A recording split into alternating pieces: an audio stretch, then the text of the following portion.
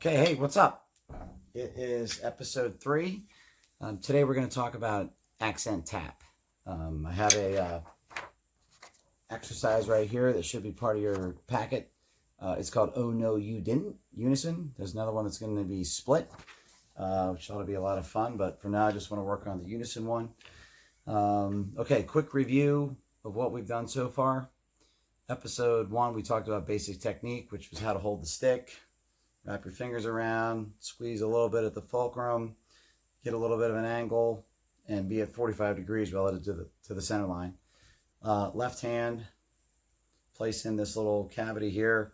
2 fingers come underneath. Make sure the cuticle is under the stick. Put those 2 fingers on top, rest them on top of the stick, and then rest your thumb right on top of this little place in between your first and second knuckle of your first finger, okay? And then it's all about rotation for your left hand. So talked about legatos last time, which is a nice, relaxed, rebounding kind of stroke.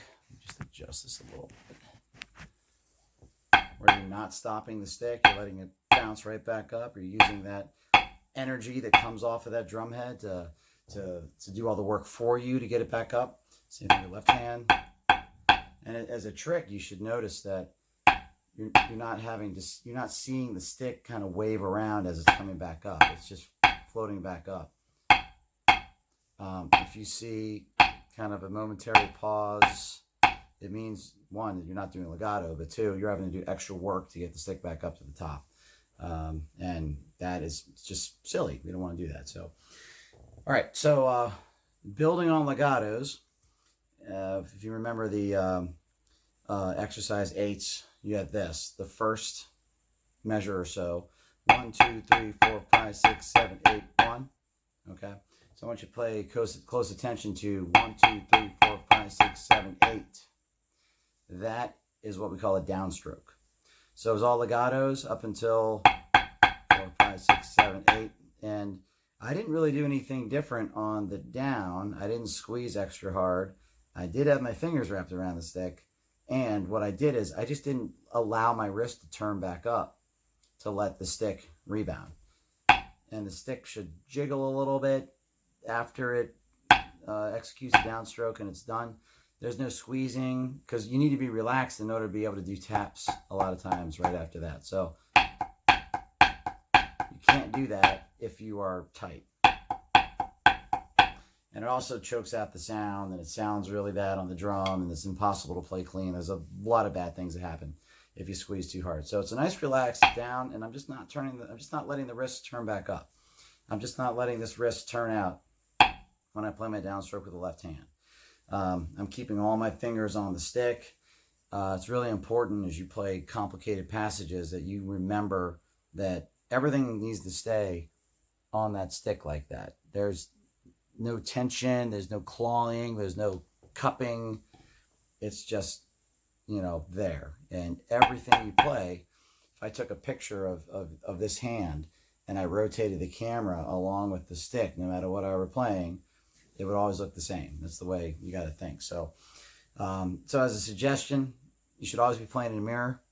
You should always be playing things slowly and watching carefully what your hands look like and making sure you look good. You got a good posture and that you're somebody that somebody would want to watch play drums. Okay. It gets really powerful if the whole drum line looks like that. Okay. So let's bring this up. I'm going to play this through. Because I'm using my phone to take this video, I don't have access to my metronome right now, but I want everyone to always play with a metronome. If you don't, you just can't play clean with anybody. Everybody needs to do that and be able to play with a met. And then when you can't get together, you have a chance of playing together. All right, so let's go through this one time. Oh, no, you didn't. First measure starts off with groups of 3/8 notes. So 1, 2, ready, and. Okay, that's the first 2 measures. Second measure is the same thing, but with the left hand. The third and fourth measures. The fifth and sixth measures go like this: 2, ready, and. Left hand, same thing. Okay, and then the last 4 measures is kind of a groove. Okay, the there'll be some cool bass drum parts that go along with it when we do the split, but it goes like this. 2, ready, and...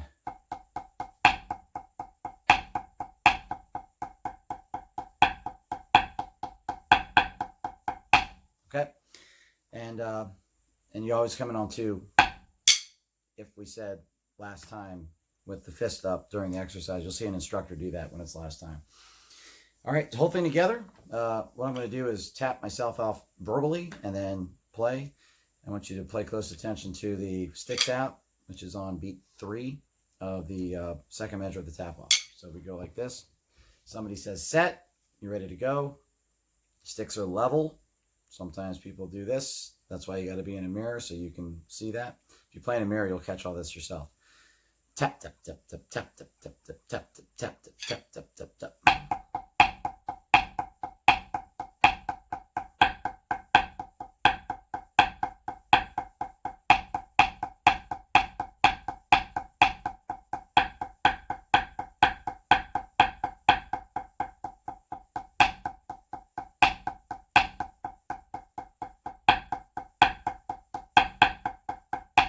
In. Okay, and then you don't relax until somebody says break, and then you can relax. Okay. I realized I messed up a little bit in there, maybe camera jitters or something like that, but I realized also as I was playing my right hand at one point, I started kind of re-gripping my stick, and that's a horrible habit. Another reason to play in the mirror, you should be rock steady, and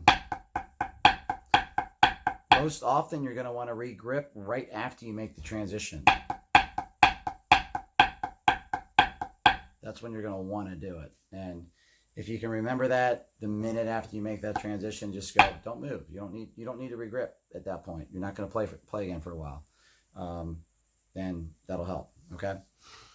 All right. So we got 2 major strokes down. We got these legatos. Now we got accent tap.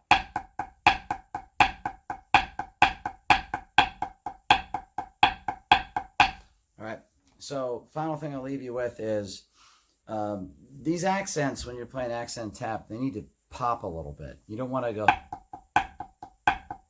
it's no fun, it doesn't sound cool. There needs to be an audible difference between your accent and your tap. And your taps need to be a little strong. You don't want to just barely touch the drum. You want to put some force into the drum. You're just doing it from a lower height.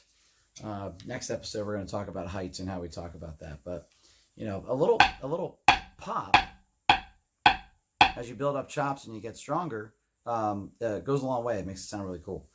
Good idea for chopping out. New term I threw out to everybody is just set up a metronome in triplets. So maybe about this tempo, and set it at triplets.